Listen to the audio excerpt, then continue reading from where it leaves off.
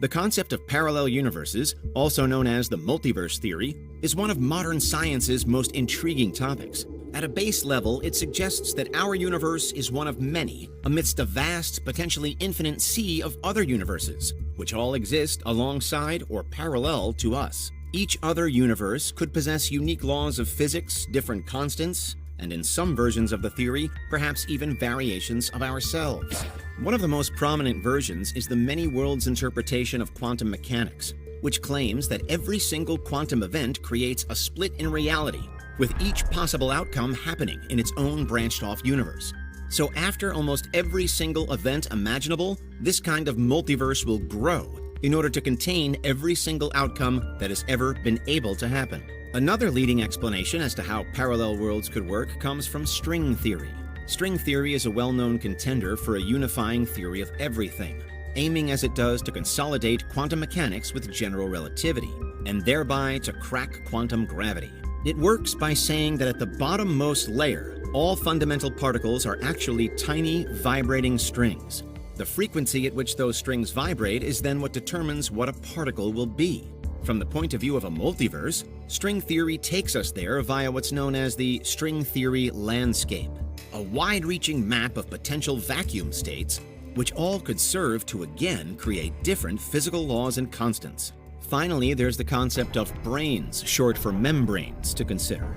These are fundamental to certain varieties of string theory, particularly M theory. In short, and while our everyday lives are limited to 3 dimensions, branes can be multidimensional. For example, a 1-dimensional brane is a string, and a 3-dimensional brane could be the universe.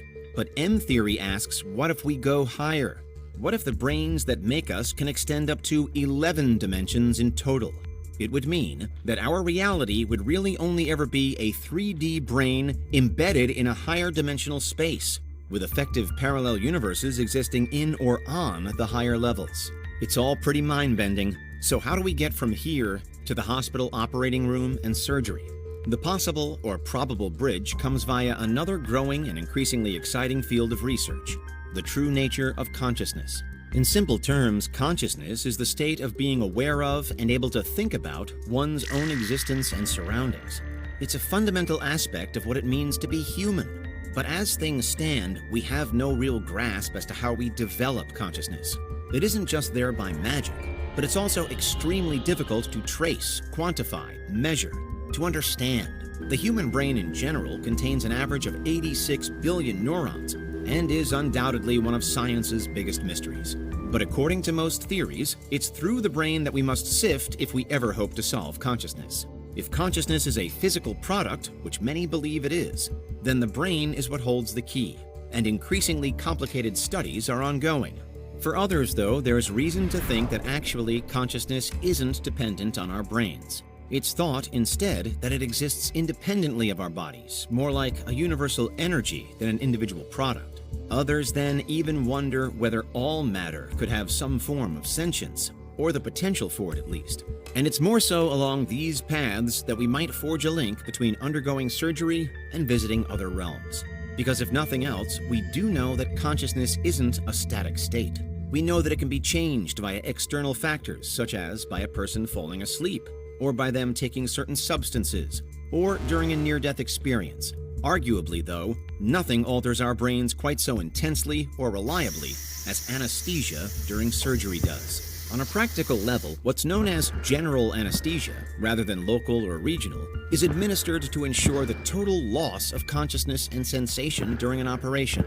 Its name from Greek literally means without sensation.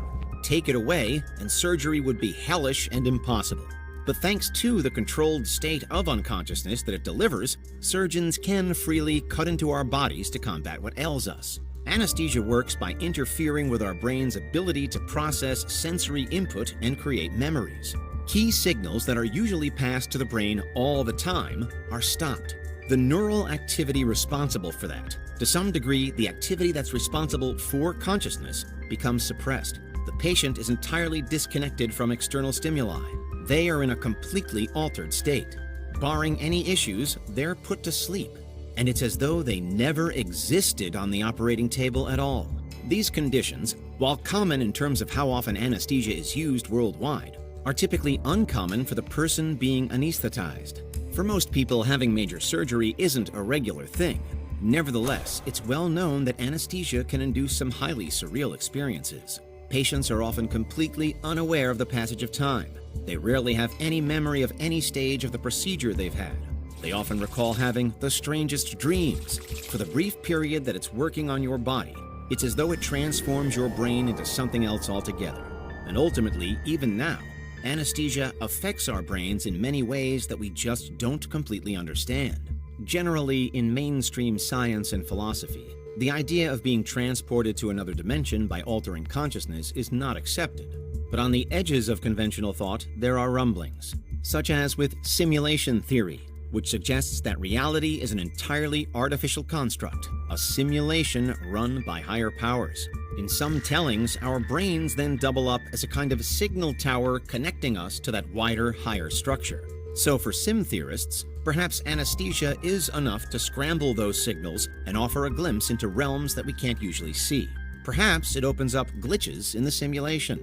On the opposite end of the scale, however, there's phenomenalism, which claims that physical objects are only ever defined in terms of sensory experiences. If this is the case, then altered states of consciousness, such as going under for surgery, are more simply different ways of perceiving a reality that is already there. There is no parallel worlds exactly, but there is what we can usually experience and what we can't. In this sense, perhaps anesthesia is more like a veil lifter for our senses, with all the strangeness that comes with it actually being a series of revelations as to what has always been there or possible in our minds. All in all, there are a number of ways to look at the title question. First, if the many worlds interpretation is considered true, then we certainly do enter a parallel universe during surgery, almost by default, in the same way as we enter them when we make most decisions in our lives. But such a phenomenon wouldn't be exclusive to surgery, and it doesn't imply anything special for our brains under anesthesia.